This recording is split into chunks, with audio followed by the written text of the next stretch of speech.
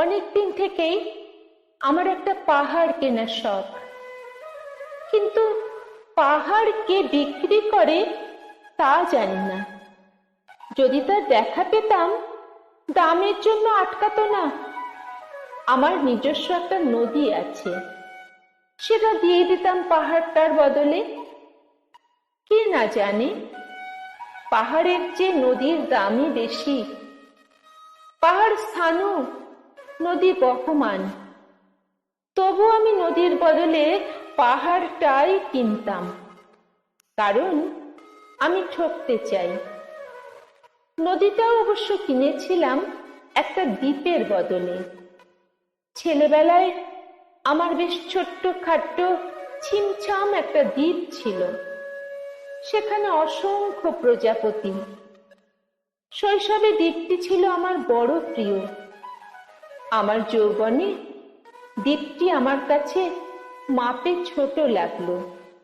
প্রবহমান ছিপছিপে তন্নি নদীটি বেশ পছন্দ হলো আমার। বন্ধুরা বলল, ওইটুকু একটা দ্বীপের বিনিময়ে এত বড় একটা নদী পেয়েছিস, খুব জিতেছিস তো মায়েরি। তখন জয়ের আনন্দে আমি বিহ্বল হতাম। তখন সত্যিই আমি ভালোবাসতাম নদীটিকে। নদী আমার অনেক প্রশ্নের উত্তর দিত, যেমন, বলতো আজ সন্ধেবেলা বৃষ্টি হবে কিনা। সে বলতো, আজ এখন দক্ষিণ গরম হাওয়া, শুধু একটি ছোট্ট দ্বীপে বৃষ্টি। সে কি প্রবল বৃষ্টি, যেন একটা উৎসব। আমি সেই দ্বীপে আর যেতে পারি না। সে জানতো, সবাই জানি, শৈশবে আর ফেরা যায় না। এখন আমি একটা পাহাড় কিনতে চাই। সেই পাহাড়ের পায়ের কাছে থাকবে গহন অরণ্য।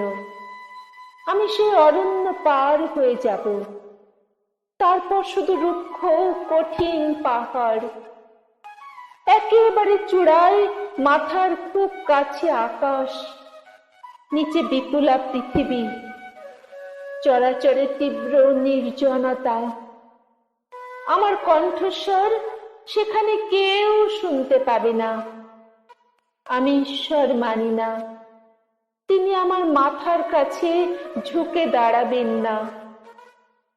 আমি শুধু 10 দিককে উদ্দেশ্য করে বলবো, প্রত্যেক মানুষই অহংকারী।